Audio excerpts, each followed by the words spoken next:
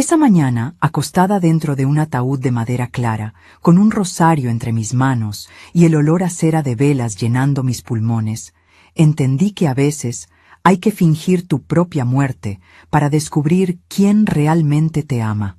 Me llamo Paulina Guzmán, tengo 65 años, y esta es la historia más dolorosa y liberadora que he vivido. Todo comenzó 3 meses atrás, cuando mi hija Mónica empezó a comportarse de manera extraña. Llegaba menos a mi casa, sus abrazos eran fríos, sus llamadas, breves, y cuando la miraba a los ojos, veía algo que nunca había visto antes: prisa, como si mi presencia fuera un reloj que corría demasiado lento. Yo vivía sola en la casa familiar de Coyoacán, esa casa de paredes color terracota donde crié a Mónica después de que su padre murió cuando ella tenía 8 años. Trabajé como maestra de primaria durante 37 años para darle todo: universidad privada, viajes, bodas, todo. Mónica se casó hace 4 años con Rodrigo, un contador de mirada calculadora y sonrisa medida. Desde entonces, algo cambió. Primero fueron las preguntas sobre mis propiedades, luego las sugerencias de que vendiera la casa y me mudara a un lugar más pequeño, más cómodo. Después, las conversaciones que se interrumpían cuando yo entraba a la sala. Una tarde de septiembre, mientras tomaba café en mi cocina, escuché por accidente una llamada telefónica de Mónica desde el patio. Estaba hablando con Rodrigo. Mamá está bien de salud, Rodrigo. Puede vivir otros 20 años. No podemos esperar tanto. Mi corazón se detuvo. Tranquila, escuché la voz de Rodrigo por el altavoz. Ya encontraremos la forma. Colgaron. Mónica entró a la cocina con una sonrisa y me dijo: ¿Todo bien, mamá? Te ves pálida. No dije nada, pero esa noche, mirando el rosario de perlas que mi madre me dio antes de morir, tomé una decisión. Iba a descubrir la verdad, y para eso tendría que morir. A veces confiamos demasiado en quien no debemos. ¿Tú también te has decepcionado de alguien que amabas? Cuéntame tu historia en los comentarios, quiero leerte. Hay una fotografía en mi buró que miro cada noche antes de dormir. En ella, Mónica tiene 7 años y lleva puestas esas coletas que yo le hacía cada mañana antes de ir a la escuela. Está abrazándome en el jardín de esta misma casa, y ambas reímos con esa risa limpia que solo existe cuando el amor no tiene condiciones. Esos años fueron difíciles, pero también fueron los más hermosos de mi vida. Después de que Ernesto, mi esposo, murió en aquel accidente de tránsito en la carretera a Querétaro, quedé sola con una niña pequeña, una casa con hipoteca y un sueldo de maestra que apenas alcanzaba. Pero nunca le faltó nada a Mónica. Nunca. Recuerdo las mañanas en esta cocina, el olor del café de olla mezclado con el sonido de sus risas mientras me contaba sus sueños. Yo preparaba su lunch mientras ella coloreaba en la mesa. Me decía: Mami, cuando sea grande voy a cuidarte como tú me cuidas a mí. Los domingos íbamos al mercado de Coyoacán. Comprábamos flores frescas, pan dulce y ese queso oaxaqueño que tanto nos gustaba. Mónica cargaba la bolsa pequeña y yo la grande. Caminábamos tomadas de la mano. Cuando cumplió 15 años, le di la fiesta que siempre soñó. Me endeudé 6 meses, pero valió cada peso cuando vi su cara iluminada con ese vestido color rosa que ella misma eligió. Bailamos el vals y ella me susurró al oído: Gracias por ser la mejor mamá del mundo. ¿En qué momento perdí a esa niña? ¿En qué momento los abrazos se volvieron obligación y las visitas, trámite?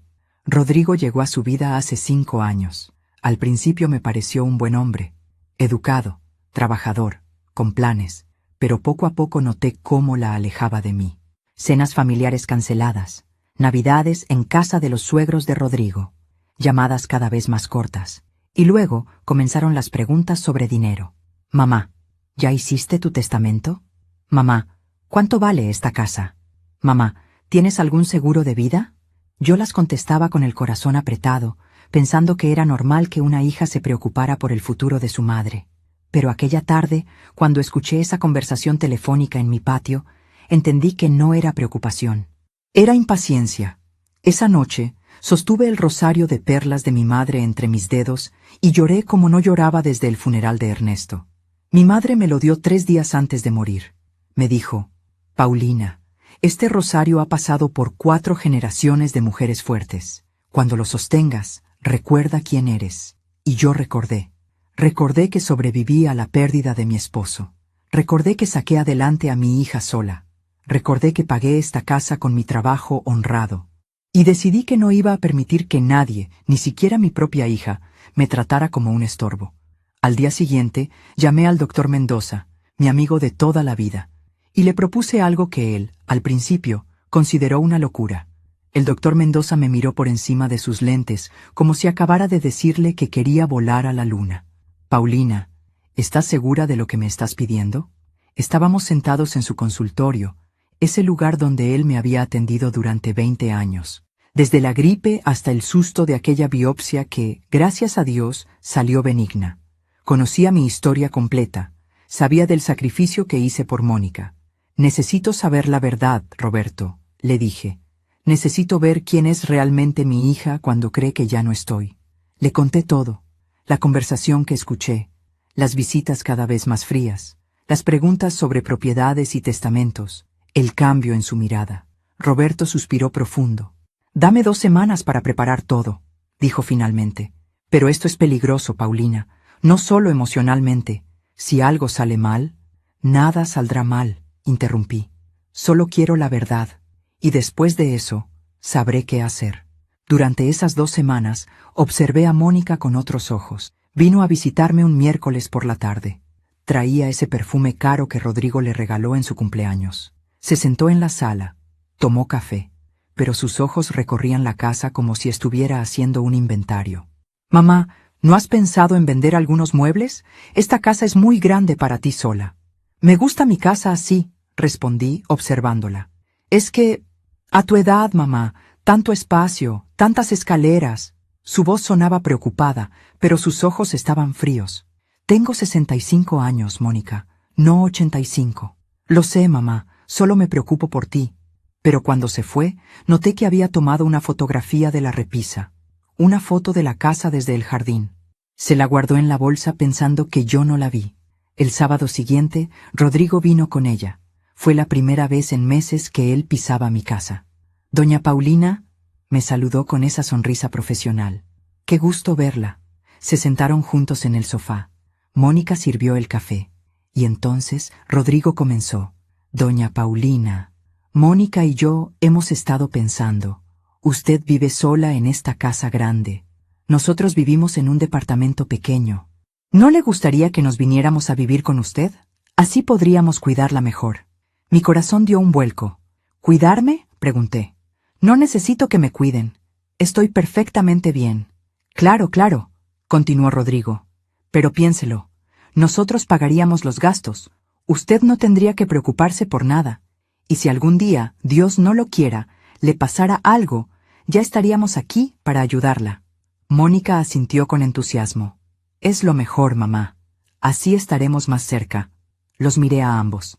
Y en ese momento supe que el plan del doctor Mendoza era necesario. «Lo voy a pensar», mentí. Cuando se fueron, sostuve el rosario de perlas y recé. No por mí, sino por mi hija, por la niña que abracé en aquella fotografía y que ya no reconocía en la mujer que acababa de salir por mi puerta. Una semana después, el doctor Mendoza me llamó. «Todo está listo, Paulina. ¿Sigues segura?» «Más que nunca», respondí. «Entonces, el viernes a las 9 de la mañana. Ven a mi consultorio. Te daré un sedante que te hará dormir profundamente por aproximadamente 6 horas. Tu ritmo cardíaco y respiración se reducirán al mínimo. Parecerás muerta. Tendré todo preparado para emitir el certificado de defunción temporal. El funeral será el mismo día por la tarde». «¿Y tú estarás ahí?», pregunté. «Estaré en la funeraria, vigilando todo desde una habitación contigua. Cuando despiertes, te ayudaré a salir. Pero Paulina, si cambias de opinión...». «No voy a cambiar de opinión, Roberto. El jueves por la noche limpié mi casa, regué mis plantas, preparé café de olla por última vez en esa cocina que había sido testigo de tantas mañanas felices. Me puse mi vestido azul marino, el que Mónica me regaló hace 2 años. Quería verme digna. Quería que, si era mi última imagen, fuera hermosa. Sostuve el rosario de perlas toda la noche. Y al amanecer del viernes, con el corazón latiendo fuerte pero la mente clara, Salí de mi casa rumbo al consultorio del doctor Mendoza. Mientras cuento todo esto, pienso en dónde estarás escuchándome. Escribe el nombre de tu ciudad en los comentarios. La última cosa que recuerdo antes de cerrar los ojos fue la voz suave del doctor Mendoza. Descansa, Paulina. Yo te cuidaré. La inyección era cálida. Sentí cómo se expandía por mi brazo, luego por mi pecho, y finalmente todo se volvió oscuro. No sé cuánto tiempo pasó. No soñé. No sentí. Solo existía un vacío profundo y silencioso, como flotar en agua tibia sin peso ni tiempo. Cuando comencé a recuperar la conciencia, lo primero que percibí fue el olor. Cera de velas, flores blancas, ese aroma dulzón y pesado que solo existe en las funerarias. Luego, las voces, lejanas al principio, como si vinieran desde el fondo de un pozo. Poco a poco, se hicieron más claras. Se ve tan tranquila. Escuché la voz de mi vecina, la señora Estela. Pobrecita Paulina, tan joven todavía. Fue muy repentino, la voz de Mónica quebrada. Un infarto fulminante. No sufrió. Quise abrir los ojos, quise gritar, «Estoy aquí, estoy viva», pero mi cuerpo no respondía. El sedante todavía corría por mis venas. Sentí el roce de una mano sobre la mía, dedos fríos que tocaron el rosario de perlas que sostenía entre mis manos cruzadas sobre mi pecho. «Es el rosario de la abuela», murmuró Mónica. «Supongo que ahora es mío». Algo dentro de mí se quebró con esas palabras, pero permanecí inmóvil, esperando. El doctor Mendoza había sido muy claro. El efecto del sedante duraría aproximadamente 6 horas. Durante ese tiempo, yo estaría en un estado casi catatónico. Podría escuchar, pero no podría moverme ni hablar. Mi respiración sería tan superficial que parecería inexistente. Mi pulso, casi imperceptible. Es como una muerte temporal, me había explicado. Pero es peligroso, Paulina. Tu cuerpo estará completamente vulnerable. Lo sé, le había respondido, pero necesito esto. Y ahora, acostada en ese ataúd de madera clara forrado en satín blanco, con el peso del rosario entre mis dedos y el olor a nardos llenando mis pulmones inmóviles, entendí que hay sacrificios que solo el amor de madre está dispuesto a hacer, incluso cuando ese amor no es correspondido. Las voces continuaron. Gente que iba y venía, conocidos, vecinos, antiguos colegas de la escuela donde trabajé. Escuché sus condolencias, sus oraciones, sus recuerdos de mí. «Era tan buena maestra», dijo la señora Carmona, quien fue directora de mi escuela. «Los niños la adoraban. Siempre fue tan generosa», añadió otra voz que no reconocí. «Una vez me prestó dinero cuando mi hijo estaba enfermo. Nunca me lo cobró». Cada palabra era como una caricia sobre mi corazón inmóvil. Pero entonces escuché la voz de Rodrigo, baja, casi en susurro. «Mónica, ven, tenemos que hablar». Sentí que se alejaban. Sus pasos resonaron sobre el piso de mármol de la funeraria hasta que se detuvieron en algún lugar no muy lejano. Hablaban en voz baja, pero yo podía escucharlos. «¿Ya hablaste con el notario?», preguntó Rodrigo. «Mañana temprano», respondió Mónica. «Tengo una cita a las 9. ¿Y la casa?» «Todo está a mi nombre. El testamento es claro. La propiedad, las cuentas bancarias, todo». «¿Cuánto hay en las cuentas?». Hubo una pausa. «Más de lo que pensábamos. Mamá era muy ahorradora». Rodrigo soltó una risa corta. «Tu madre era una hormiguita. Trabajó toda su vida. Es justo que ahora disfrutemos lo que ella guardó». «Rodrigo, no hables así. Acaba de morir». Lo sé. Perdón. Es solo que... Llevamos años esperando este momento, años apretándonos en ese departamento pequeño mientras tu madre vivía sola en esa casa enorme». «Lo sé», suspiró Mónica, «pero aún así me siento rara». «Es normal». La voz de Rodrigo se suavizó, manipuladora. «Es tu madre. Pero piensa en nuestro futuro, mi amor. Piensa en la vida que podemos tener ahora. Podemos vender esa casa y comprar algo mejor. Podemos viajar. Podemos vivir sin preocupaciones». «Tienes razón», murmuró Mónica. Y luego, silencio. Yo permanecí acostada, inmóvil, con el corazón rompiéndose en 1000 pedazos dentro de un cuerpo que no podía moverse. Mi hija, mi niña, la que abracé, la que crié, la que juró cuidarme cuando fuera grande. Estaba celebrando mi muerte. Aún me pregunto si una madre puede realmente prepararse para escuchar algo así. ¿Y tú? ¿Qué habrías hecho en mi lugar? El tiempo dentro de un ataúd se mueve diferente. No hay relojes, no hay ventanas, solo voces, pasos y el peso de la verdad cayendo como piedras sobre tu pecho inmóvil. No sé cuántas horas pasaron, tal vez 2, tal vez 3. El sedante comenzaba a perder fuerza lentamente. Podía sentir un hormigueo débil en mis dedos, como agujas invisibles despertando mi carne. Más gente llegó. Escuché a mis primas de Puebla, a los maestros de la escuela, al padre Jiménez de la parroquia.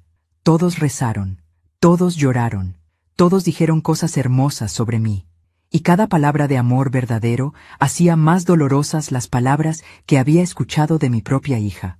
Entonces llegó Gabriela, mi comadre, la madrina de confirmación de Mónica, la mujer que me había acompañado en los momentos más duros de mi vida. Mónica, mijita, la escuché decir con voz quebrada.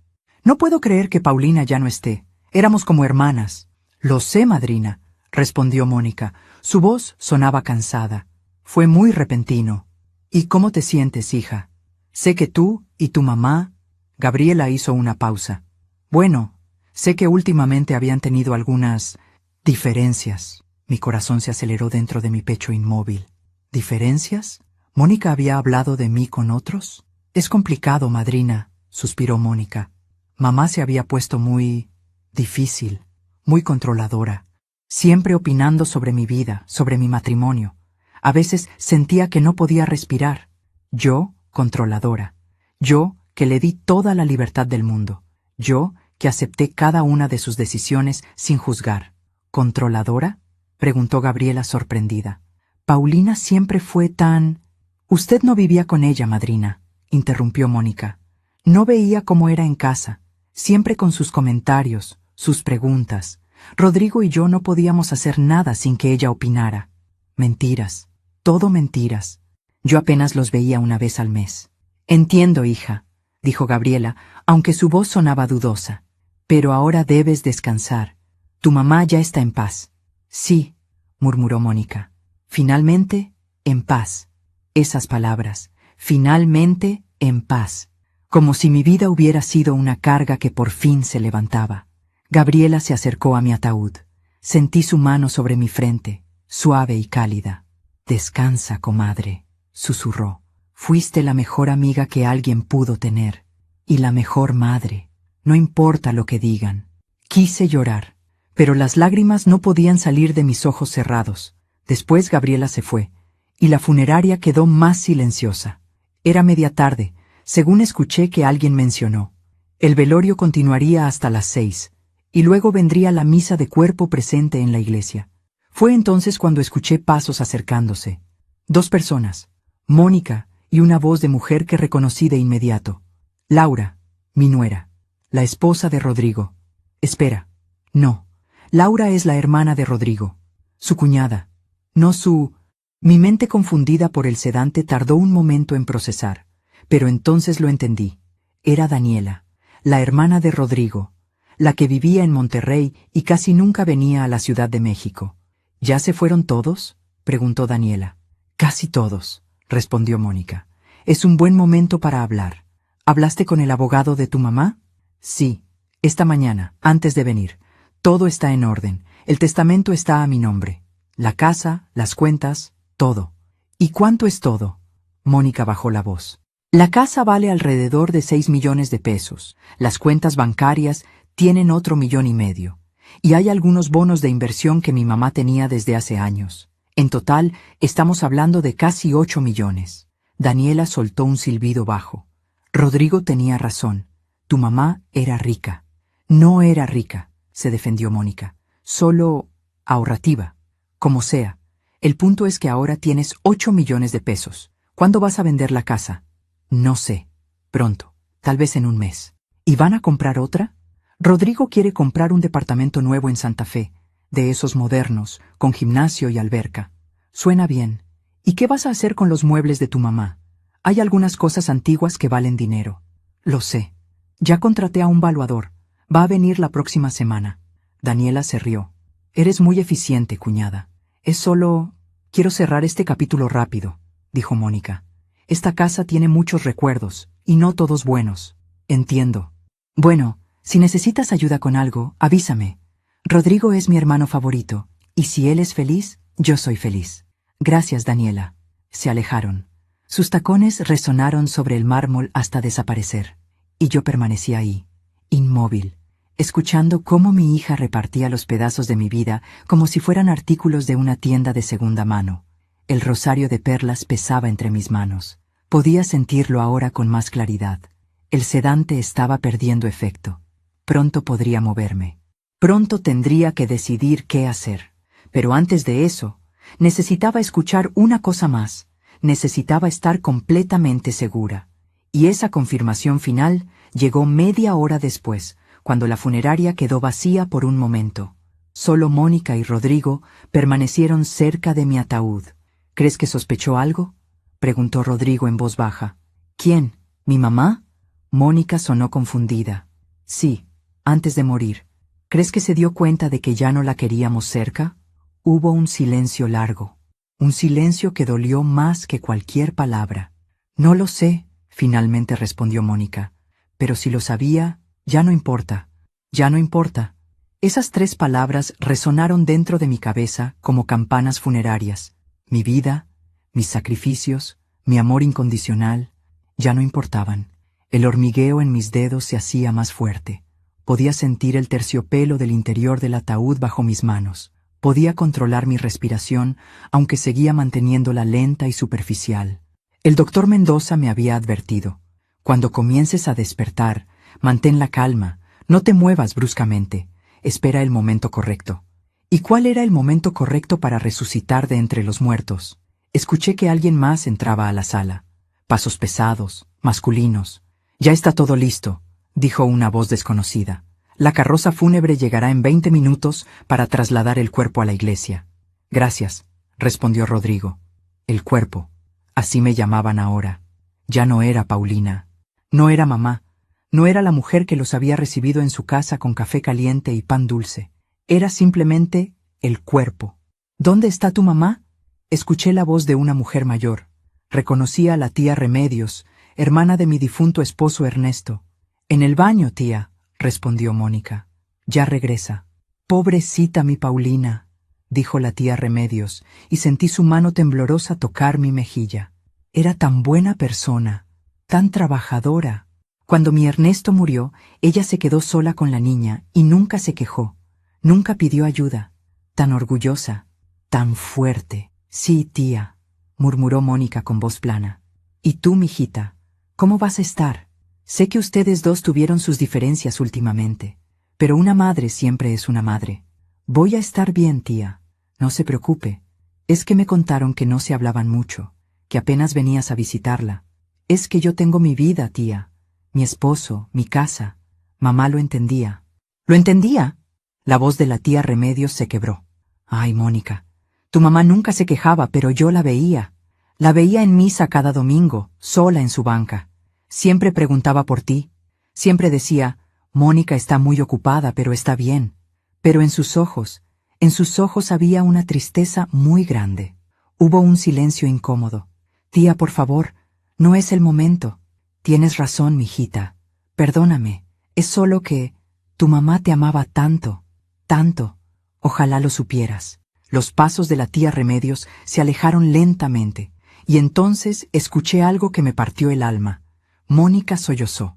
Un sollozo corto, ahogado, como si estuviera tratando de contenerlo. ¿Estás bien?, preguntó Rodrigo. Sí, es solo... La tía Remedios siempre fue muy dramática.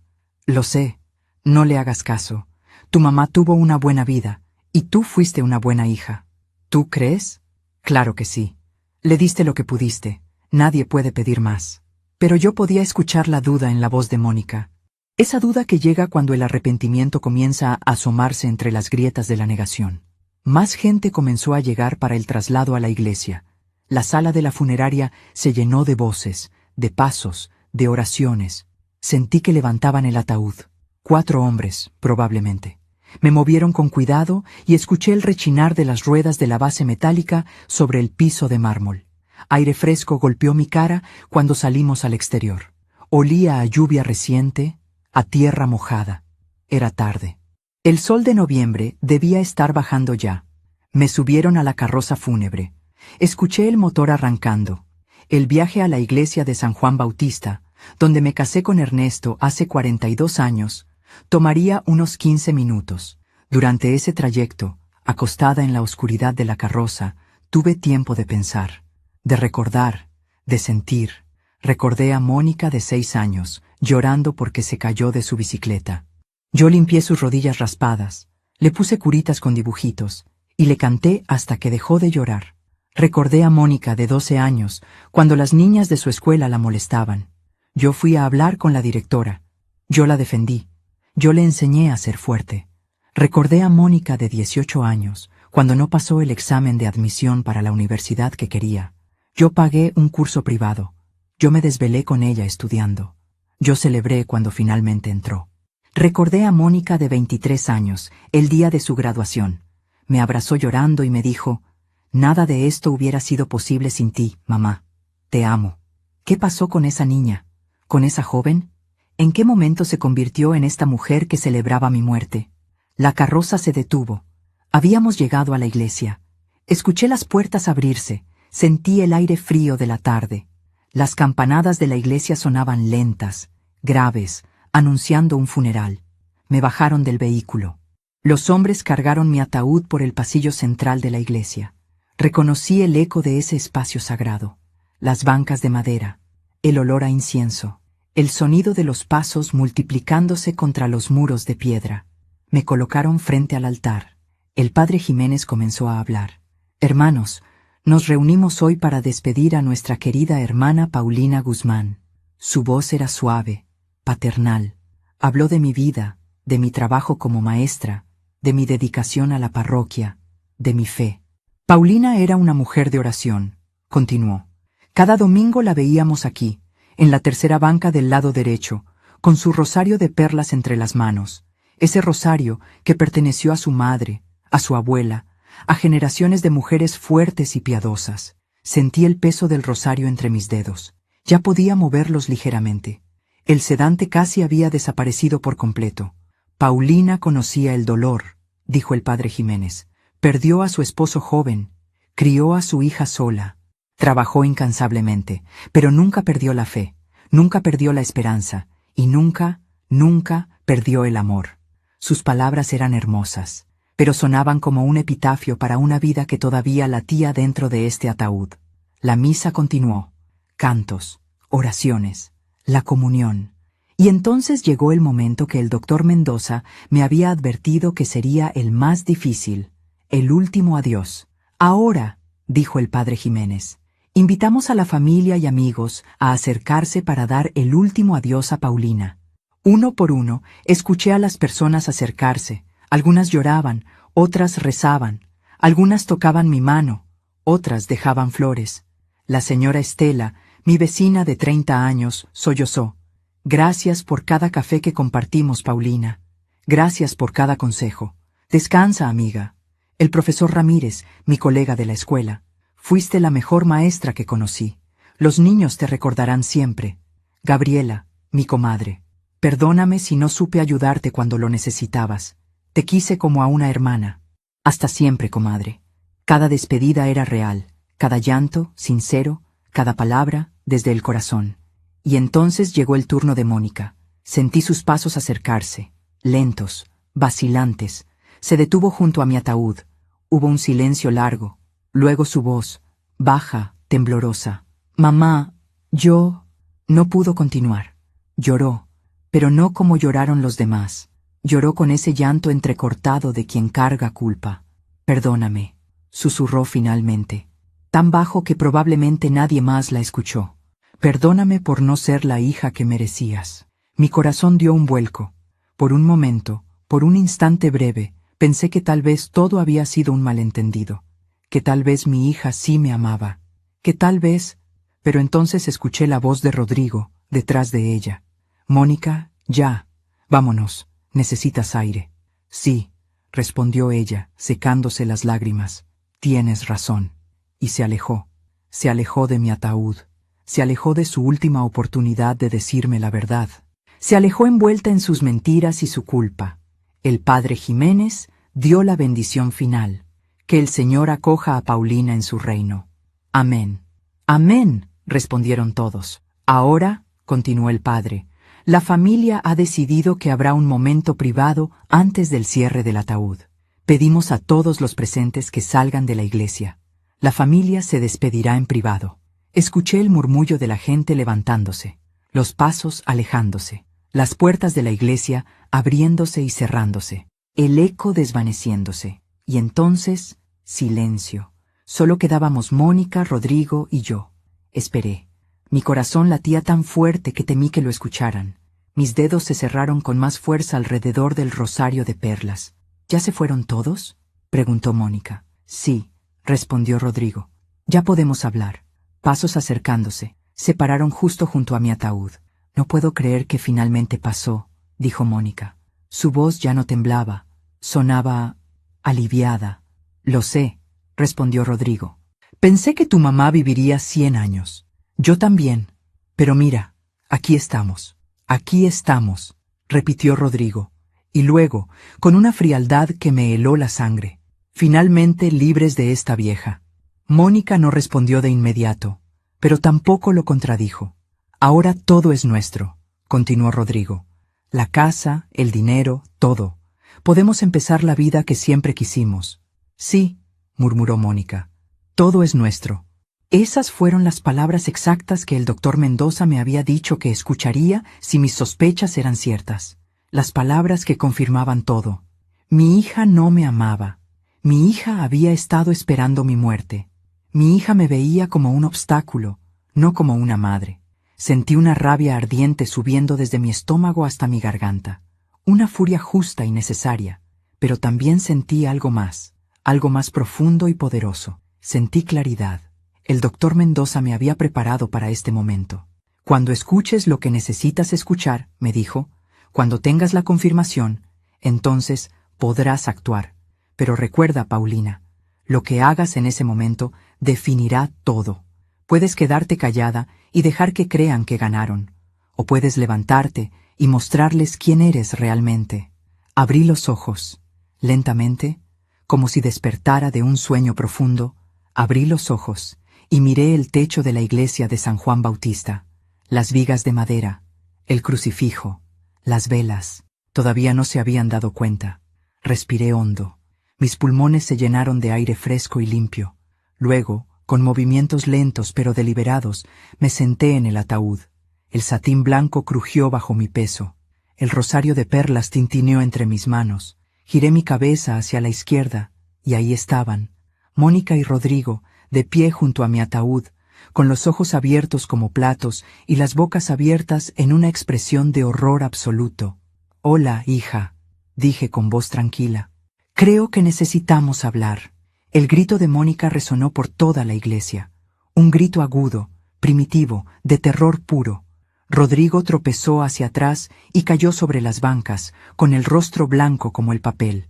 Y yo, Paulina Guzmán, de 65 años de edad, me incorporé completamente dentro de mi propio ataúd y los miré con la dignidad de una mujer que acababa de resucitar para reclamar su vida. Los gritos de Mónica rebotaron contra las paredes de piedra de la iglesia como pájaros enjaulados buscando la salida. Se alejó del ataúd con las manos sobre la boca, tropezando con sus propios pies hasta chocar contra una columna. Rodrigo estaba en el suelo, entre las bancas, mirándome con los ojos desorbitados. Su cara había pasado del blanco al verde pálido.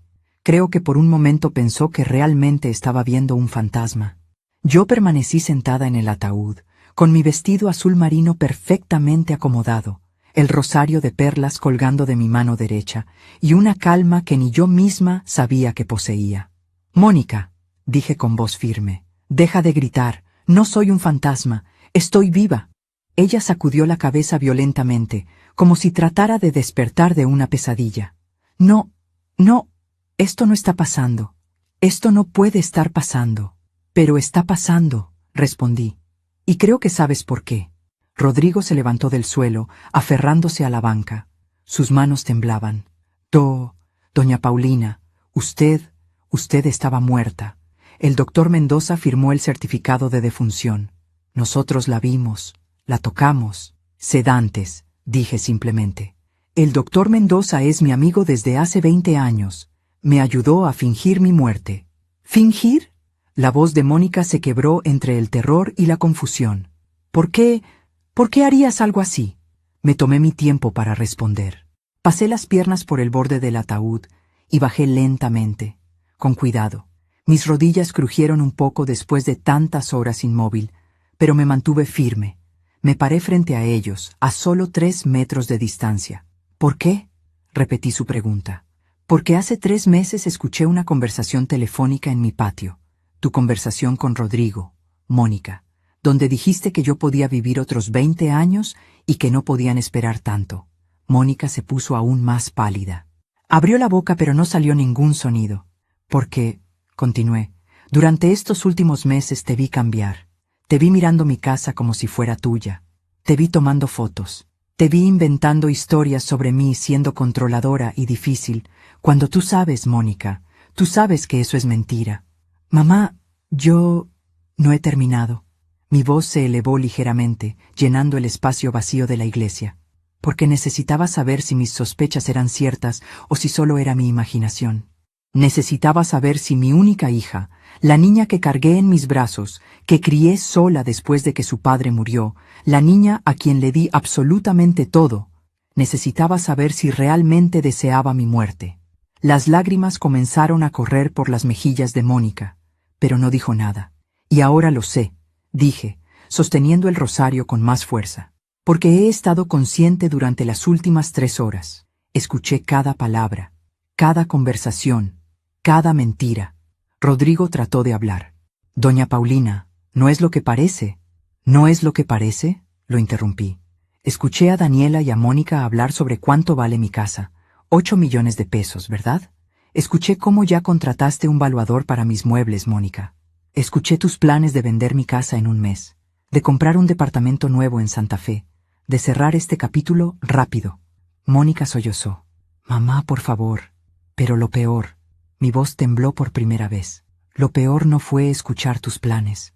Lo peor fue escuchar tu alivio, escuchar cómo te sentías liberada, escuchar a tu esposo decir, hice una pausa, respiré profundo, escuchar a tu esposo decir, finalmente libres de esta vieja, y que tú no dijiste nada. Nada, Mónica. No lo contradijiste, no me defendiste, solo dijiste, ahora todo es nuestro. El silencio que siguió fue ensordecedor. Solo se escuchaba el llanto ahogado de Mónica y la respiración agitada de Rodrigo. Caminé lentamente hacia el altar. Me giré y los enfrenté desde ahí. La figura del Cristo crucificado estaba detrás de mí, testigo silencioso de esta confrontación. 37 años, dije. 37 años trabajé como maestra para darte todo. Cuando tu padre murió, tenías 8 años. Yo tenía 28. Era joven. Podría haberme vuelto a casar. Tuve oportunidades. El señor García, el director de la escuela, me propuso matrimonio 2 veces, pero no lo hice. ¿Sabes por qué? Porque no quería que ningún hombre te hiciera sentir que no eras la prioridad, porque tú eras mi prioridad, siempre. Mónica se había dejado caer en una banca, llorando con las manos cubriendo su cara. Trabajé dobles turnos dando clases particulares para pagarte la universidad privada que querías. Vendí las joyas de mi madre, menos este rosario, para pagar tu fiesta de 15 años. Me quedé sin vacaciones durante 10 años para ahorrarte cada peso que necesitabas. Caminé hacia ella lentamente. Y nunca, nunca te pedí nada a cambio. Nunca te pedí que me cuidaras. Nunca te pedí que vivieras conmigo. Nunca te pedí dinero. Solo quería tu amor, Mónica. Solo quería que me visitaras de vez en cuando, que tomaras café conmigo, que me llamaras para contarme tu día. Eso era todo. Me detuve frente a ella, pero ni siquiera eso te nació darme. Mónica levantó la cara. Sus ojos estaban rojos, hinchados. Mamá, perdóname. Por favor, perdóname. Yo no sé qué me pasó. Rodrigo y yo estábamos estresados con el dinero, con las deudas, y él comenzó a decir cosas, y yo... ¿Y tú qué? Pregunté. ¿Y tú simplemente olvidaste quién era yo? ¿Olvidaste todo lo que hice por ti? No, mamá, no olvidé nada. Es solo que Rodrigo tenía razón en algunas cosas. Tú vivías sola en esa casa enorme mientras nosotros apretados en un departamento pequeño. Y tú tenías dinero ahorrado mientras nosotros teníamos deudas. Y yo pensé que cuando tú ya no estuvieras, ¿podríamos qué? Mi voz se endureció. ¿Podrían finalmente vivir la vida que querían? ¿Podrían viajar? ¿Comprar cosas? ¿Ser felices? Ella asintió débilmente, avergonzada. ¿Y nunca se te ocurrió simplemente pedirme ayuda? Pregunté. ¿Nunca pensaste en venir a mí y decirme, mamá, tenemos problemas de dinero, ¿podrías prestarnos algo? Yo te habría ayudado, Mónica. Te habría dado lo que necesitaras, pero no me lo pediste. Porque lo que querías no era ayuda, lo que querías era todo, y lo querías sin mí. Rodrigo finalmente encontró su voz. Se había acercado a Mónica y estaba de pie junto a ella, con la mano en su hombro. Doña Paulina, entiendo que esté enojada. Tiene todo el derecho, pero Mónica es su hija, es su única familia. No puede simplemente... ¿No puedo qué? Lo corté. ¿No puedo defenderte? ¿No puedo reclamar lo que es mío? ¿No puedo exigir respeto? No es eso, tartamudeó. Es solo que... Familias se pelean. Familias dicen cosas en momentos de estrés, pero al final siempre se perdonan. Siempre. ¿Ah, sí? Lo miré directamente a los ojos. ¿Y tú me perdonarías, Rodrigo, si yo fingiera mi muerte para descubrir que estabas celebrándola? No respondió. Eso pensé, dije. Me volví hacia Mónica. Levántate. Ella me miró confundida, con lágrimas todavía corriendo por su cara. ¿Qué? Levántate. Repetí con firmeza. Mírame a los ojos. Mónica se levantó lentamente. Nos quedamos frente a frente, madre e hija, separadas por 37 años de amor y 3 meses de traición. Dime la verdad, le dije, y solo la verdad, sin excusas, sin culpar a Rodrigo o al estrés o al dinero, solo tú y yo. ¿Me amas?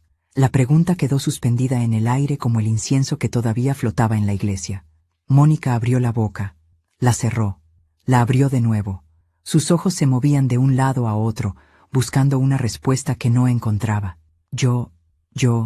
Es una pregunta simple, Mónica. ¿Me amas? ¿O solo me tolerabas esperando a que muriera? Te amo, gritó finalmente. Eres mi mamá. Claro que te amo. Entonces, ¿por qué? Mi voz se quebró por primera vez. ¿Por qué dijiste que finalmente todo era tuyo? ¿Por qué no contradijiste a Rodrigo cuando me llamó vieja? ¿Por qué, Mónica? ¿Por qué? Ella rompió en llanto nuevamente. Un llanto profundo, visceral, que salía desde lo más hondo de su alma. Porque soy débil, sollozó. Porque Rodrigo me convenció de que tú eras un obstáculo. Porque me dejé manipular. Porque soy una mala hija. Porque no soy como tú. Esas últimas palabras me golpearon en el pecho. ¿Qué quieres decir con que no eres como yo? Tú eres fuerte, dijo entre lágrimas. Tú eres buena. Tú sabes sacrificarte. Yo no. Yo soy egoísta. Yo quiero cosas. Yo me canso de esperar. Yo no heredé nada de ti excepto tu cara, mamá. Por dentro soy diferente. Y me odio por eso. Por un momento, solo por un momento, sentí lástima por ella. Vi a la niña confundida, que no sabía cómo ser mujer. Vi a la joven insegura que se casó con el hombre equivocado. Vi a la hija que nunca aprendió a amar sin condiciones, porque nunca tuvo que hacerlo. Porque yo siempre la amé incondicionalmente. Y tal vez ese fue mi error. Mónica, dije suavemente, no se trata de ser como yo. Se trata de ser honesta, de ser leal, de recordar de dónde vienes. Lo sé, mamá. Lo sé y lo siento. Lo siento tanto. Miré a mi hija llorando frente a mí. Miré a Rodrigo con su cara de culpa calculada. Miré el rosario de perlas en mi mano, el mismo que 4 generaciones de mujeres habían sostenido en momentos de dolor y decisión. Y supe lo que tenía que hacer. Los perdono, dije. Mónica levantó la cara, sorprendida. ¿Qué? Los perdono, repetí. Porque eso es lo que hace una madre. Porque eso es lo que hace una mujer de fe. Los perdono. Mónica intentó abrazarme. Mamá, gracias, gracias, te prometo que... Levanté la mano, deteniéndola. Pero perdonar no significa olvidar, y no significa permitir. La confusión volvió a su rostro. Voy a cambiar mi testamento, dije con claridad. Esta casa que tanto desean no será suya cuando yo muera. La voy a donar a una fundación que ayuda a maestras viudas y madres solteras, mujeres como yo, que lucharon solas. Mamá, no. El grito de Mónica resonó en la iglesia. El dinero en mis cuentas, continué sin inmutarme, será donado a la escuela donde trabajé, para becas, para niños que necesitan oportunidades, como yo necesité dárselas a ti. No puedes hacer eso. Esta vez fue Rodrigo quien gritó. Esa es su herencia, es su derecho. No, lo corregí firmemente. La herencia es un regalo, no un derecho, y uno solo regala a quien aprecia el regalo. Pero mamá, Mónica se aferró a mi brazo. Somos familia, soy tu hija. La miré. Realmente la miré. Y vi a una mujer que recién ahora entendía lo que había perdido. Eres mi hija, concordé. Y por eso te voy a dejar algo. Sus ojos se iluminaron con esperanza. Te voy a dejar el rosario de perlas de tu abuela. El silencio fue absoluto. ¿Qué? Susurró. Este rosario, lo levanté entre nosotras, ha pasado por 4 generaciones de mujeres fuertes, mujeres que amaron sin condiciones, mujeres que se sacrificaron, mujeres que nunca midieron su amor en pesos y centavos. Coloqué el rosario en sus manos temblorosas. Quiero que lo tengas, dije. Quiero que cada vez que lo veas, recuerdes esta noche. Quiero que recuerdes que tu madre te amó tanto que fingió su propia muerte para darte una lección. Y quiero que cuando seas vieja, cuando tu cuerpo esté cansado y tu tiempo se acabe, recuerdes que el amor verdadero no espera la muerte. El amor verdadero vive cada día. Mónica miró el rosario en sus manos como si quemara. Mamá, por favor, no hagas esto. Podemos arreglarlo. Puedo cambiar. Voy a cambiar. Lo sé, dije, y espero que lo hagas, pero no por la herencia, no por el dinero, sino porque es lo correcto. Me giré hacia Rodrigo. ¿Y tú? Tú metiste veneno en la cabeza de mi hija. La convenciste de que yo era un obstáculo. Tú la alejaste de mí. Yo solo... comenzó, pero lo interrumpí. No me des excusas. No quiero escucharlas. Solo quiero que sepas algo. Fracasaste. Pensaste que ganarías una casa y dinero, pero perdiste algo mucho más valioso. Perdiste mi respeto. Y perdiste la oportunidad de conocer a una mujer que te habría amado como a un hijo si me lo hubieras permitido. Sus ojos se llenaron de lágrimas. No sé si de arrepentimiento o de frustración por la fortuna perdida. Me alejé de ambos, caminando lentamente hacia la puerta lateral de la iglesia. Mi cuerpo todavía estaba débil por el sedante, pero mi espíritu nunca había estado más fuerte. ¿A dónde vas?, preguntó Mónica con voz quebrada. A vivir, respondí sin voltear. A vivir el resto de mis días con la conciencia tranquila y la dignidad intacta. Pero mamá, ¿no puedes dejarnos así? Me detuve. Giré la cabeza ligeramente, sin mirarlos completamente. ¿Así cómo, Mónica? ¿Vivos, con una oportunidad de redimirse? Eso es más de lo que ustedes me querían dar a mí. Y seguí caminando. Salí de la iglesia por la puerta lateral que daba al pequeño jardín, donde las rosas de Santa Teresa crecían. El aire frío de noviembre golpeó mi cara. Las campanas todavía sonaban arriba, lentas, graves. El doctor Mendoza estaba esperándome ahí, como habíamos planeado. Me vio salir y corrió hacia mí. Paulina, ¿estás bien? Asentí. Estoy bien, Roberto. Mejor que bien. ¿Y ellos? Están adentro, procesando, llorando, entendiendo. ¿Qué vas a hacer ahora? Miré el cielo nocturno. Las estrellas comenzaban a aparecer entre las nubes. Voy a ir a casa. Voy a dormir en mi cama. Voy a despertar mañana y voy a vivir cada día que me quede como una mujer libre. ¿Y Mónica? Mónica tiene una decisión que tomar, dije. Puede seguir siendo la mujer que fue estas últimas semanas, o puede convertirse en la mujer que yo sé que puede ser. Pero esa decisión es suya. Yo ya hice la mía. Roberto me ofreció su brazo. Te llevo a casa. Gracias. Mientras caminábamos hacia su auto, escuché un grito desde la iglesia. Era Mónica, llamándome. Mamá, mamá, espera. No me detuve. Seguí caminando, porque a veces el acto más grande de amor es dejar ir. Es permitir que las consecuencias enseñen lo que las palabras no pudieron. Es mantener la dignidad cuando todo te empuja a ceder. Subí al auto del doctor Mendoza. Él encendió el motor. ¿Estás segura de esto, Paulina? Miré hacia atrás. Mónica había salido de la iglesia y corría hacia nosotros con Rodrigo detrás de ella. Pero ya era tarde. Completamente segura, respondí. Y nos fuimos, dejando atrás la iglesia, el ataúd vacío y la hija que había elegido el dinero sobre el amor. Pero no todo estaba perdido, porque el rosario de perlas ahora estaba en sus manos, y ese rosario, como me dijo mi madre, recordaba el amor, recordaba el sacrificio, recordaba quiénes éramos, y tal vez, solo tal vez, también le recordaría a Mónica quién podría ser. Aún me pregunto si hice lo correcto. ¿Y tú? ¿Qué habrías hecho en mi lugar? Esa noche dormí en mi propia cama por primera vez en 24 horas. Dormí profundamente, sin pesadillas, sin culpa. Dormí como una mujer que había recuperado su vida. Cuando desperté, el sol de sábado entraba por mi ventana con esa luz dorada de noviembre que siempre me gustó. Eran las 8 de la mañana. Me levanté lentamente, todavía sintiendo los efectos del sedante en mis músculos, pero con la mente más clara que nunca. Fui a la cocina y preparé café de olla, como había hecho miles de mañanas en esta casa.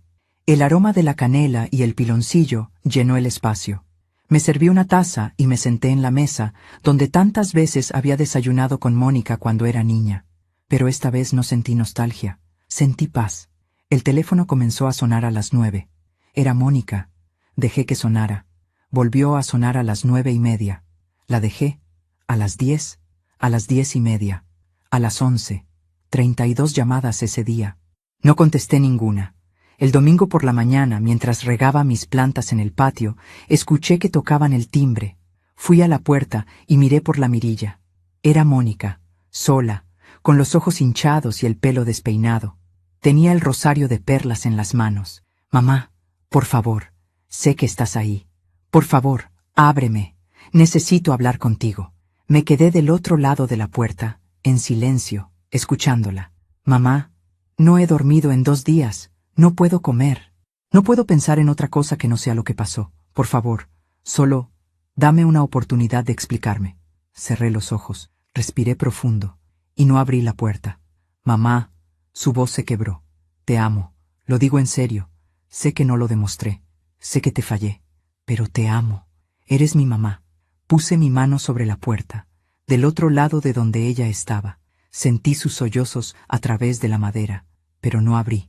Está bien, finalmente dijo después de casi media hora. Entiendo. Entiendo que necesitas tiempo. Pero mamá, no me abandones. Por favor, no seas como yo. No me dejes como yo estaba dispuesta a dejarte.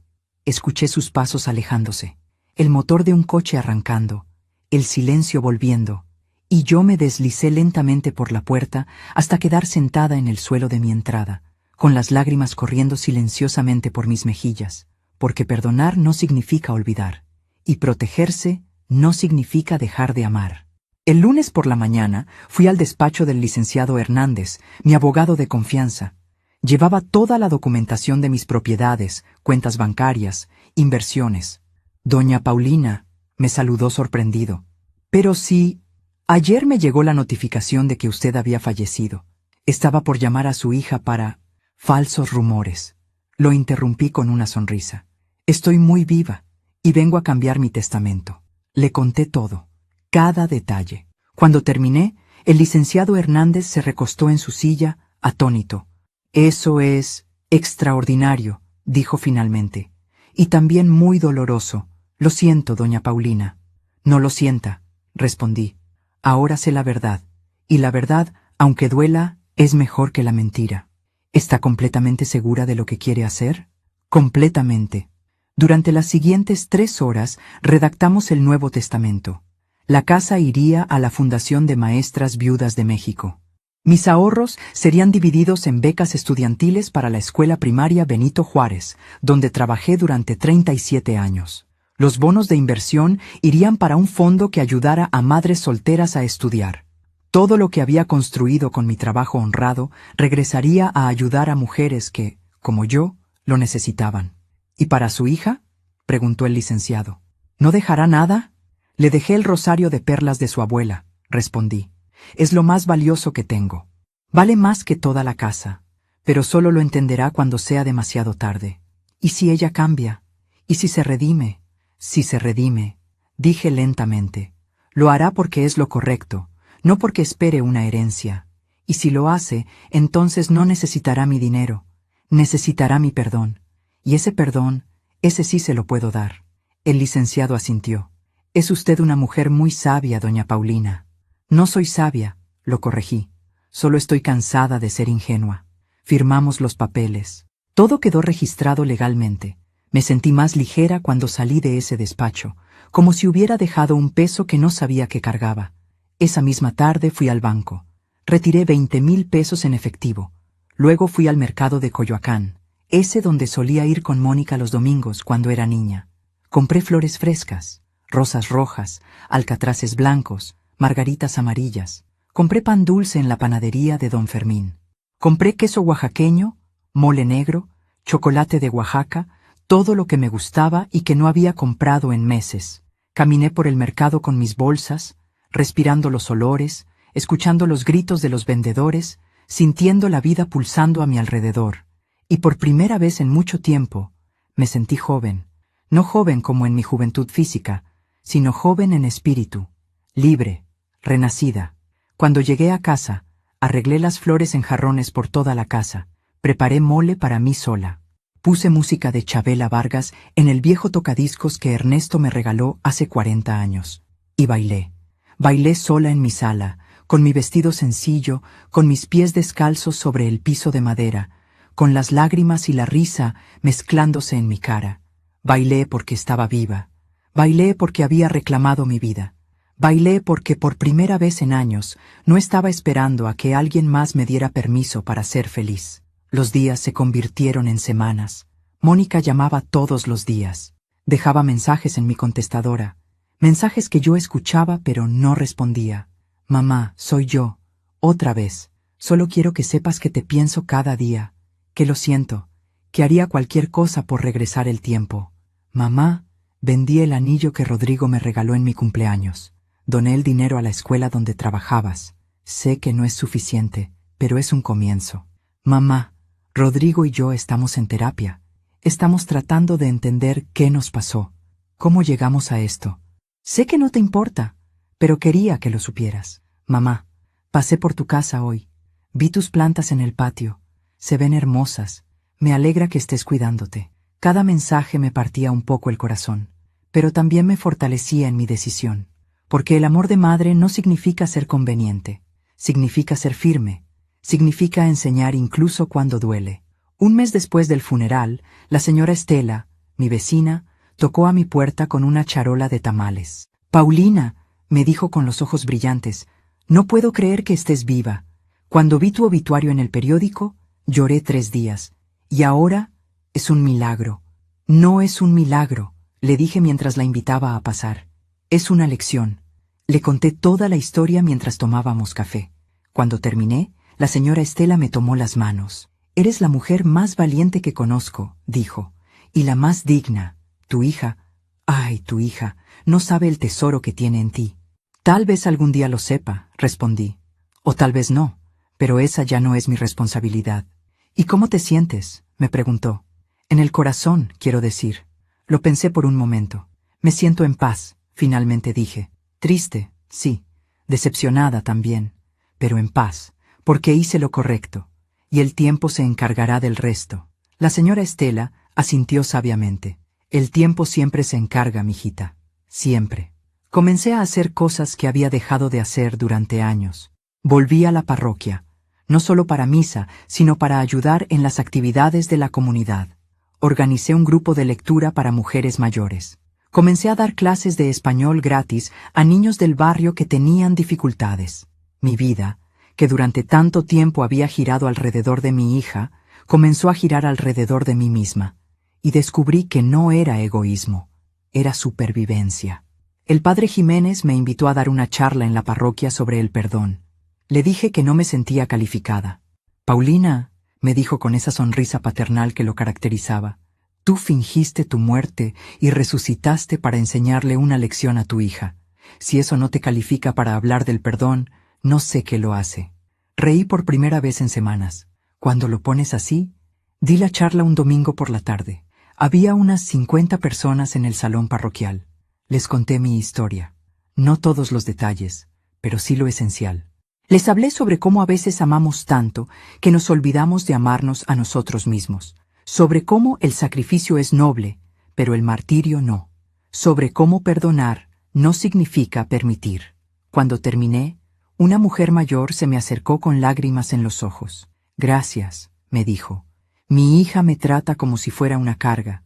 Yo siempre pienso que es mi culpa, que hice algo mal, pero después de escucharte, creo que necesito hacer lo que tú hiciste. Necesito reclamar mi dignidad. La abracé. No necesitas fingir tu muerte, le dije suavemente. Solo necesitas vivir tu vida como si importara, porque importa. 2 meses después del funeral, mientras compraba verduras en el mercado, me encontré con Gabriela, mi comadre. Paulina, casi gritó cuando me vio. Corrió hacia mí y me abrazó tan fuerte que casi me tumba. Estás viva, pero yo fui a tu funeral. Te vi en el ataúd. Lo sé, le dije cuando nos separamos. Tú también estabas ahí cuando resucité. ¿Qué? No, yo me fui antes. Me fui después de despedirme porque no podía soportar. Te fuiste justo antes, la interrumpí con una sonrisa. 5 minutos antes. Le conté todo mientras caminábamos por el mercado. Gabriela alternaba entre la risa incrédula y las lágrimas de solidaridad. «Ay, comadre», finalmente dijo. «Qué valor, qué tremendo valor». «Oh, qué tremenda locura», respondí. «No», me corrigió firmemente. «Valor, porque te atreviste a ver la verdad. Y más importante, te atreviste a actuar sobre ella». «¿Crees que fui muy dura con Mónica?» Gabriela se detuvo. Me miró fijamente a los ojos. «Creo que fuiste justa. Creo que le diste exactamente lo que necesitaba. Consecuencias. Y creo que si Mónica es la mitad de la mujer que creo que puede ser, aprenderá. ¿Y si no aprende? Entonces...» Gabriela apretó mi mano. «Entonces su pérdida será mayor que la tuya, porque tú seguirás siendo una mujer íntegra, y ella vivirá con el peso de haber perdido a la mejor madre que pudo tener». Llegó la Navidad, la primera Navidad que pasaría completamente sola en 65 años de vida. Decoré mi casa de todos modos. Puse el árbol, colgué las luces, preparé ponche. Invité a la señora Estela, a Gabriela, al padre Jiménez, a algunos maestros jubilados de mi escuela. Celebramos, comimos, reímos, cantamos villancicos. Y cuando llegó la medianoche y todos se habían ido, me senté frente al árbol con una taza de ponche caliente y miré las luces parpadeando. No había regalos bajo el árbol. No había calcetines colgando de la chimenea esperando a Mónica y sus nietos que nunca llegarían. Pero había paz, había dignidad, había la satisfacción de saber que no había traicionado mis valores por conveniencia o por miedo a la soledad. El teléfono sonó. Era medianoche. Sabía quién era sin mirar. Esta vez contesté. «¿Bueno? ¿Mamá?» La voz de Mónica se quebró inmediatamente. «Mamá, contestaste. Gracias, gracias». No dije nada. Solo esperé. Solo quería desearte feliz Navidad y decirte que te amo y que lo siento y que si algún día me perdonas. «Ya te perdoné, Mónica», la interrumpí suavemente. Silencio del otro lado. «¿Qué?», susurró. «Ya te perdoné. El día que salí de la iglesia. Pero perdonar no significa que las cosas vuelvan a ser como antes. Lo sé y lo acepto. Solo... ¿Puedo verte? ¿Algún día? ¿Cuando estés lista?» «Algún día», respondí. «Cuando ambas estemos listas». Está bien. Gracias, mamá. Gracias por contestar. Feliz Navidad. Feliz Navidad, hija». Colgué el teléfono. Y por primera vez desde aquella noche en la iglesia, lloré libremente. Lloré por lo que perdí.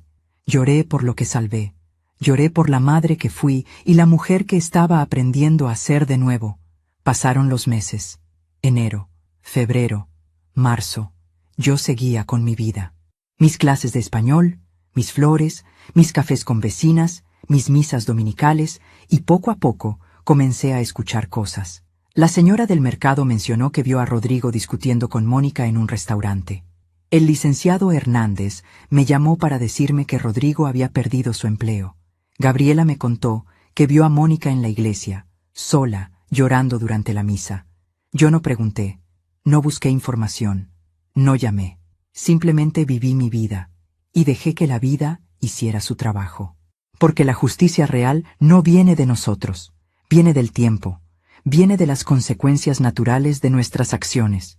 Y yo sabía, con la certeza de una mujer que había visto la muerte y elegido la vida, que el karma tarde o temprano llega, siempre llega.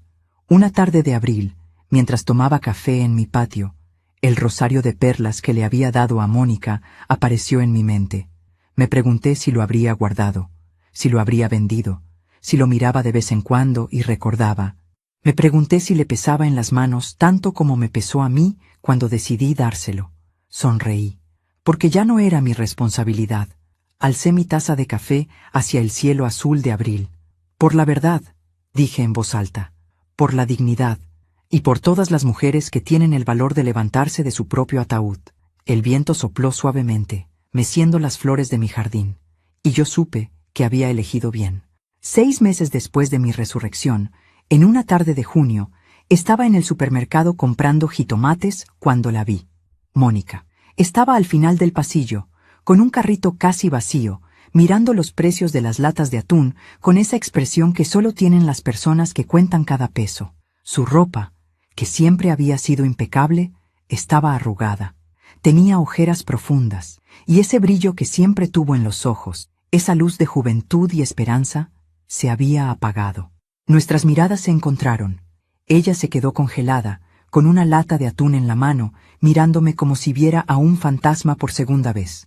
Yo simplemente asentí con la cabeza, un saludo cortés, y seguí caminando hacia la caja. Pero la imagen de su cara demacrada me persiguió el resto del día. Fue Gabriela quien me contó lo que había pasado. Vino a mi casa una tarde, con esa mirada de quien trae noticias que no quiere dar, pero siente que debe.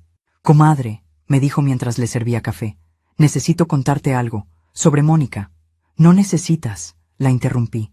«Lo que pasa en su vida ya no es mi...». Rodrigo la dejó, soltó de golpe. El silencio cayó entre nosotras como una piedra en un estanque. «¿Qué?». «La dejó hace 3 semanas. Se fue con una mujer más joven, una compañera del trabajo». Sentí algo extraño en mi pecho. No era satisfacción, no era alegría, era algo más complejo, más doloroso. Era la tristeza de saber que tenías razón cuando hubieras preferido estar equivocada. «Cuéntame», dije finalmente. Gabriela suspiró. «Después de lo que pasó contigo, después del funeral, las cosas entre ellos se pusieron muy mal. Rodrigo culpaba a Mónica de haber perdido la herencia. Le decía que si ella hubiera sido más inteligente, más discreta, que si no hubiera sido tan obvia, ustedes nunca se hubieran dado cuenta». «¿Ustedes?», pregunté. «¿Quién más sabía?». «Daniela, la hermana de Rodrigo. Resulta que todo fue idea de él desde el principio. Él fue quien convenció a Mónica de que tú eras un obstáculo. Él fue quien plantó todas esas ideas en su cabeza». Cerré los ojos. Lo había sospechado, pero escucharlo confirmado dolía de todas formas. «Sigue», dije. «Rodrigo comenzó a ser cruel con ella.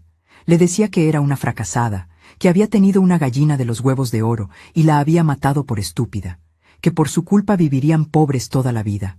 ¿Y las deudas? Peor de lo que pensábamos. Rodrigo tenía deudas de juego, casi 200,000 pesos. Por eso necesitaban tu dinero tan desesperadamente.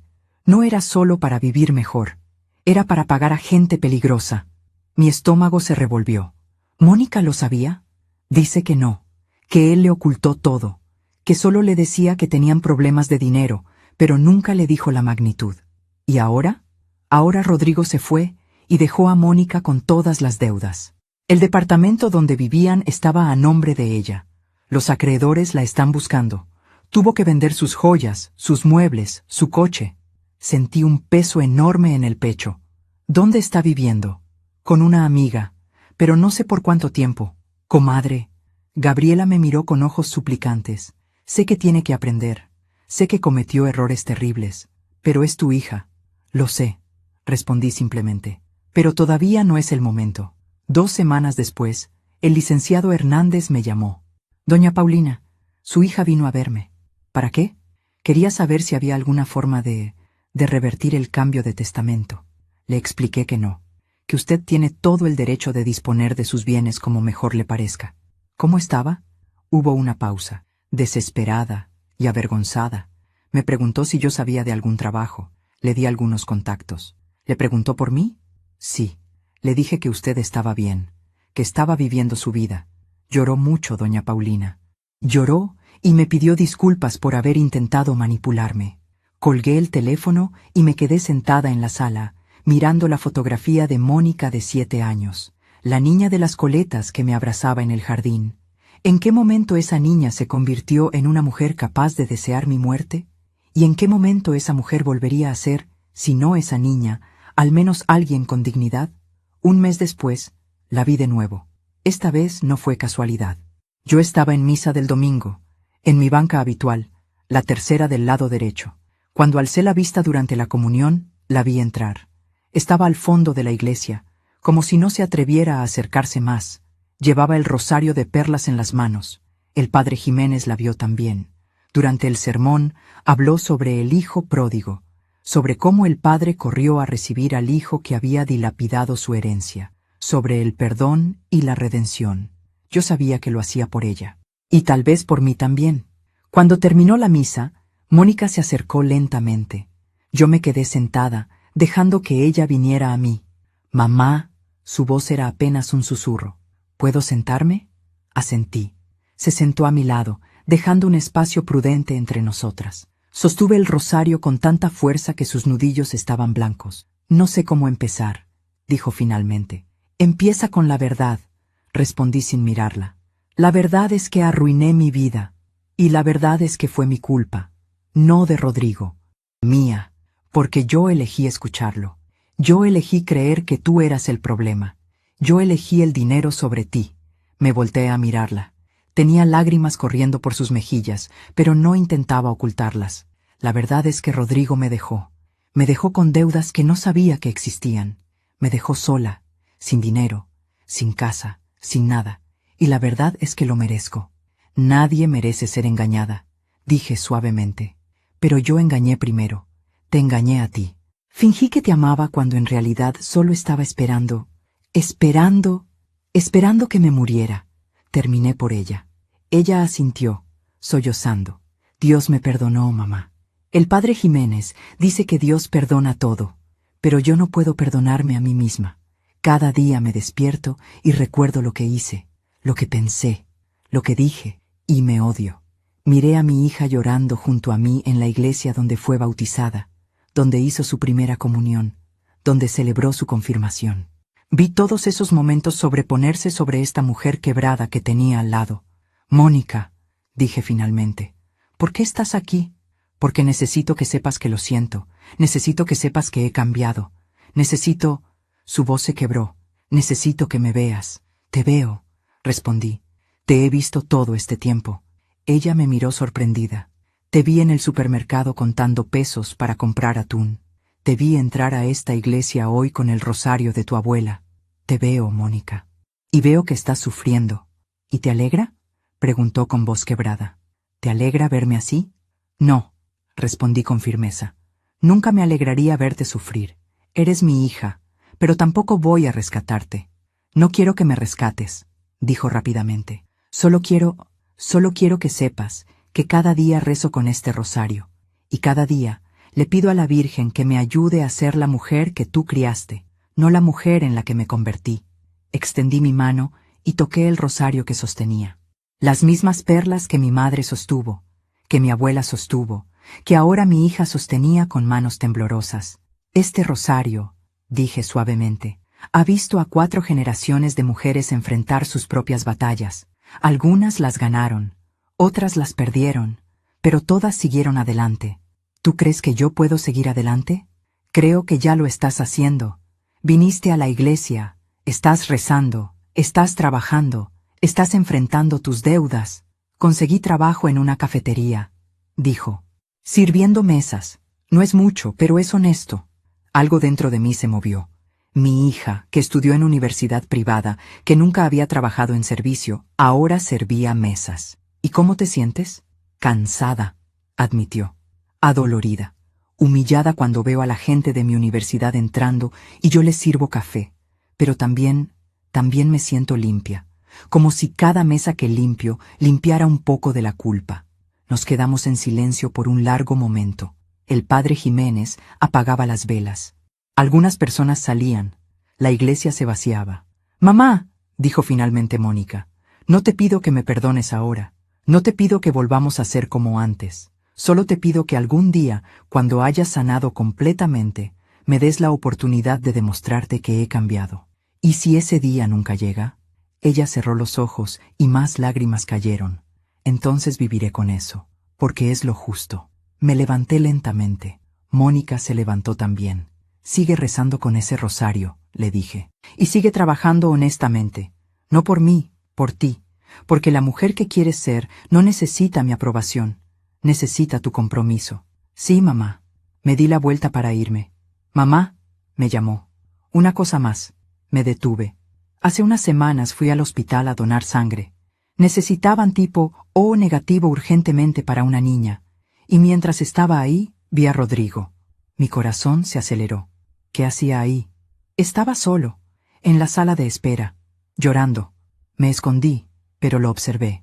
Estaba esperando resultados de unos exámenes. Se veía enfermo, mamá, y tan solo sentí una punzada de algo. No era satisfacción, era lástima. La enfermera que estaba cerca decía que llevaba semanas yendo, que estaba muy enfermo y que su familia lo había abandonado, que la mujer con la que se fue lo dejó cuando se enteró de su enfermedad. La vida siempre cobra sus deudas, pensé. ¿Y qué sentiste al verlo?, pregunté. Mónica pensó por un momento. Sentí lástima. Y también sentí que la vida es más justa de lo que pensamos. Rodrigo me enseñó a ver a las personas como objetos, a medir el amor en dinero, y ahora está aprendiendo lo que es ser el objeto desechado. Asentí lentamente. La vida es la mejor maestra, y sus lecciones son duras pero necesarias. Esa noche, en casa, me senté en mi sala con una taza de té de manzanilla. Pensé en Mónica contando pesos para comprar atún, en Rodrigo solo en un hospital, en el departamento que Mónica tuvo que dejar, en las joyas vendidas, en los muebles perdidos. Pensé en cómo 6 meses atrás, en esa misma iglesia, ellos habían estado de pie junto a mi ataúd diciendo, finalmente libres de esta vieja, y ahora todo es nuestro. Y ahora Mónica servía mesas en una cafetería, y Rodrigo estaba enfermo y solo. No sentí alegría, no sentí victoria. Sentí algo más profundo y más triste. Sentí la confirmación de algo que mi madre me dijo hace muchos años. Paulina, la vida siempre se equilibra. No necesitas vengarte, solo necesitas esperar. Alguna vez Rodrigo me vio como un obstáculo. Años después, meses después, él era el que estaba enfermo y abandonado, aprendiendo lo que es ser desechado. Alguna vez Mónica deseó que yo muriera para heredar mi casa. Ahora no tenía ni departamento donde vivir. La vida siempre cobra sus deudas, pero lo que me sorprendió fue darme cuenta de que no necesitaba que pagaran. Ya no, porque su sufrimiento no aliviaba el mío. Su pérdida no restauraba lo que yo había perdido. Lo único que me daba paz era saber que yo había actuado con dignidad, que no me había rebajado a la venganza, que había mantenido mi integridad incluso cuando habría sido más fácil simplemente ceder. El teléfono sonó. Era tarde, casi las 11 de la noche. «Bueno, mamá, soy yo». La voz de Mónica sonaba extraña, asustada. «¿Qué pasa?» «Estoy en el hospital. No es nada grave.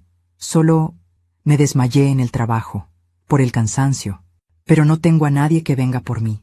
Los doctores dicen que necesito que alguien me lleve a casa y me cuide por 24 horas. Mi corazón se debatió entre 2 instintos. El instinto de madre que quiere correr a ayudar y el instinto de mujer que sabe que debe mantener límites. ¿Llamaste a alguna amiga? Todas están ocupadas o ya no me hablan después de que se enteraron de lo que te hice. Así que había perdido también a sus amigas. El precio del juicio social era otro que estaba pagando. ¿Qué hospital? El Hospital General. Pero mamá, si no puedes venir, llegaré en media hora, dije.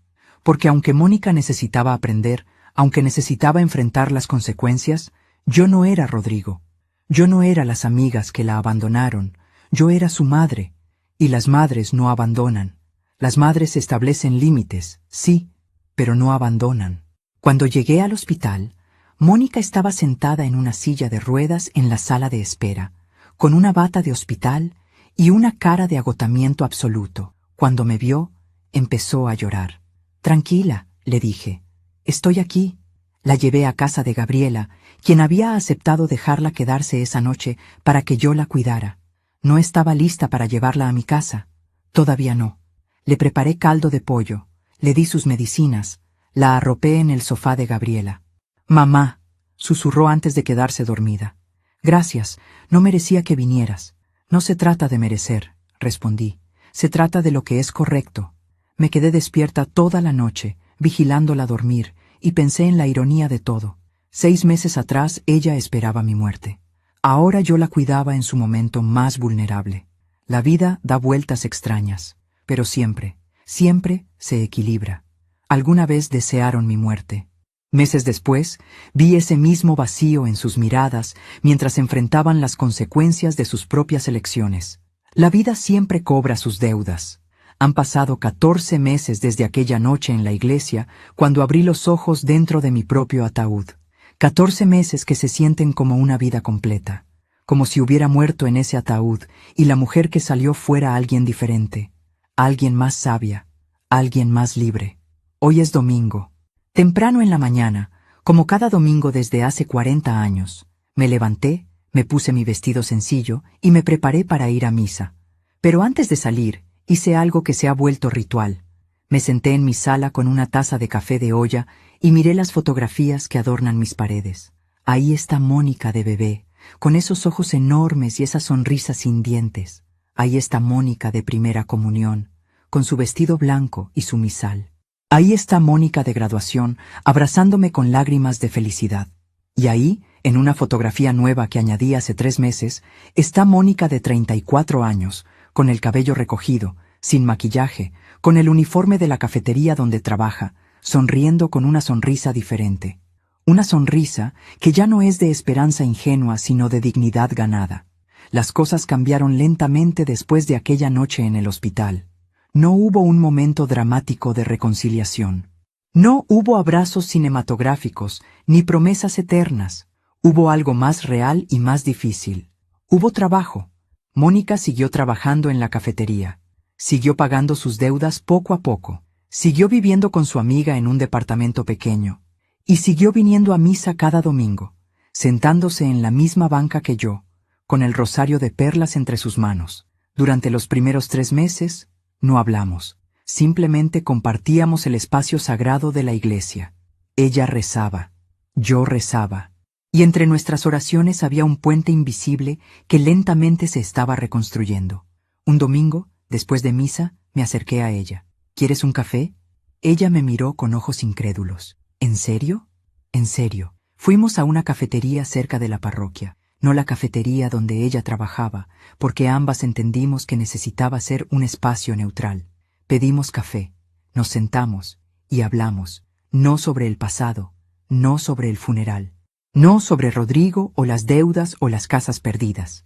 Hablamos sobre el presente, sobre cómo el clima estaba cambiando, sobre las flores en el patio de la iglesia, sobre el nuevo padre que había llegado a ayudar al padre Jiménez. Pequeñas cosas, cosas simples, cosas seguras. Y esas pequeñas cosas, domingo tras domingo, se convirtieron en conversaciones más largas. Y las conversaciones se convirtieron en confianza. Y la confianza se convirtió en algo parecido a lo que teníamos antes, pero diferente, más real, menos ingenuo. Hace 6 meses, Mónica me invitó a ver el departamento donde vivía. Era diminuto, un cuarto con cocineta y un baño compartido, pero estaba limpio, ordenado. Y en la pared, junto a su cama, estaba colgada la fotografía de nosotras dos en el jardín cuando ella tenía 7 años. La salvé, me dijo. De todas las cosas que tuve que vender, esta fotografía fue lo único que protegí. Miré la imagen, 2 mujeres separadas por 30 años, la madre joven y fuerte, la niña feliz y confiada. Ese día, dijo Mónica suavemente. Ese día me acababa de caer de la bicicleta. ¿Lo recuerdas? Me raspé las rodillas y lloré mucho. Tú me limpiaste las heridas, me pusiste curitas con dibujitos, y luego me abrazaste y me dijiste algo que nunca olvidé. ¿Qué te dije? Me dijiste, mijita, las caídas duelen, pero lo importante no es no caer, es levantarse con dignidad. Sus ojos se llenaron de lágrimas. Me tomó 30 años entender lo que quisiste decir. La abracé. Por primera vez en 14 meses abracé a mi hija, y ambas lloramos. Lloramos por el tiempo perdido, por las palabras no dichas, por las heridas autoinfligidas, por todo lo que pudo ser y no fue. Pero también lloramos de alivio, porque aunque el camino había sido doloroso, habíamos llegado a algún lugar nuevo, un lugar más honesto. Hace 3 meses, Mónica recibió una promoción en la cafetería. La hicieron supervisora. No era mucho, pero para ella significó todo. Mamá, me dijo esa noche por teléfono, con una emoción en su voz que no había escuchado en años. Me reconocieron, por mi trabajo, por mi esfuerzo, no porque sea la hija de alguien o la esposa de alguien, por mí misma. Estoy orgullosa de ti, le dije, y lo decía en serio, porque la verdad es que estaba más orgullosa de la Mónica que servía mesas con dignidad que de la Mónica que se graduó de universidad privada sin haber trabajado nunca, porque la primera Mónica estaba siendo construida por ella misma, con sus propias manos, con su propio sudor. Ayer, sábado por la tarde, Mónica vino a visitarme por primera vez en 14 meses. La invité a pasar. Ella entró despacio, mirando todo como si viera la casa por primera vez. O tal vez la veía realmente por primera vez, sin calcular su valor, sin inventariar sus tesoros, simplemente viéndola como lo que era, el hogar donde creció. Huele a café de olla, dijo con una sonrisa nostálgica. Hice tu favorito, con mucha canela. Nos sentamos en la cocina, esa misma mesa donde ella coloreaba mientras yo preparaba su lunch, esa misma ventana por donde entraba el sol de la mañana, ese mismo espacio donde construimos 1000 memorias. Mamá, comenzó después de un largo silencio, he pensado mucho en todo lo que pasó, y necesito decirte algo. Esperé. Durante mucho tiempo me he disculpado por lo que te hice, por haber deseado tu muerte, por haber planeado quedarme con tu casa, por todo. Asentí, pero nunca te agradecí. Levanté la ceja, confundida. ¿Agradecerme? Por amar tanto que estuviste dispuesta a morir para salvarme. Mónica. No, déjame terminar. Ella tomó mi mano sobre la mesa. Porque eso fue lo que hiciste, mamá. Te metiste en ese ataúd, te sedaste, te arriesgaste, todo para mostrarme quién me había convertido. Pudiste simplemente alejarte, pudiste desheredarme y ya, pero no lo hiciste. Me diste la lección más dura y más amorosa que alguien me pudo dar. Las lágrimas comenzaron a rodar por mis mejillas. Me obligaste a verme en el espejo, continuó. Me obligaste a enfrentar lo que me había convertido. Y sí, fue doloroso, fue devastador. Perdí todo. Pero mamá, necesitaba perderlo, porque lo que tenía no era mío, ni siquiera mi alma era mía. Era de Rodrigo, era del dinero, era de las apariencias. Y ahora, le pregunté suavemente, ¿de quién es tu alma ahora?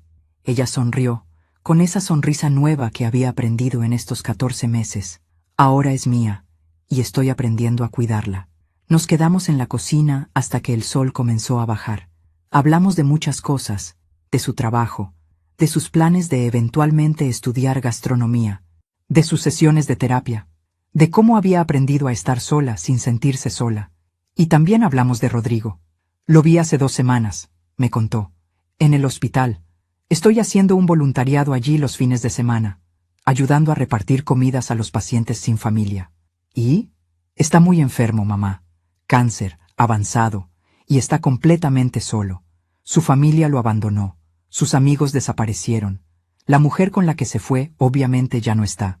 ¿Y cómo te sientes al respecto? Mónica pensó por un momento. Triste. No por él exactamente, sino por lo que representa. Representa lo que pude haber sido si tú no me hubieras enseñado esta lección. Alguien que al final de su vida no tiene a nadie porque pasó toda su vida usando a la gente. ¿Hablaste con él? Sí. Le llevé comida. Me reconoció. Se veía avergonzado. Pero también me dio las gracias. ¿Por qué? Por no tratarlo como él me trató. Por no abandonarlo como él me abandonó. ¿Y sabes qué fue lo más extraño, mamá? En ese momento entendí algo. ¿Qué? Entendí que el perdón no es para el otro, es para uno mismo. Yo perdoné a Rodrigo no porque él lo mereciera, sino porque yo merecía estar libre de ese odio. Miré a mi hija con asombro. Esta sabiduría, esta profundidad, no estaba ahí hace 14 meses. Había crecido, había madurado, había aprendido. Tu abuela me dijo algo muy similar, le conté, cuando yo estaba enojada con el conductor que mató a tu papá en ese accidente. Me dijo, Paulina, el odio es como tomar veneno esperando que el otro muera. Perdona para liberarte. Eso es exactamente, dijo Mónica. Y ahora entiendo por qué me diste el rosario de la abuela, para que recordara esa sabiduría, para que la llevara conmigo cada día. Sacó el rosario del bolsillo de su chamarra. Las perlas brillaban con ese brillo especial que solo tienen las cosas que han sido amadas por generaciones. Lo cargo todos los días, me dijo, y cada noche rezo con él, y cada vez que lo sostengo recuerdo quién soy, de dónde vengo, y quién quiero ser. Hoy en la mañana, antes de ir a misa, me quedé un momento mirando mi reflejo en el espejo. Tengo 66 años. Mi cabello tiene más canas. Mi cara tiene más arrugas. Mis manos tiemblan un poco más que antes. Pero mis ojos tienen algo que no tenían hace 14 meses. Tienen paz. Porque aprendí algo fundamental en este viaje extraño y doloroso. Aprendí que el amor verdadero no es sacrificarse hasta desaparecer. No es dar todo hasta no tener nada. No es permitir todo para mantener la paz.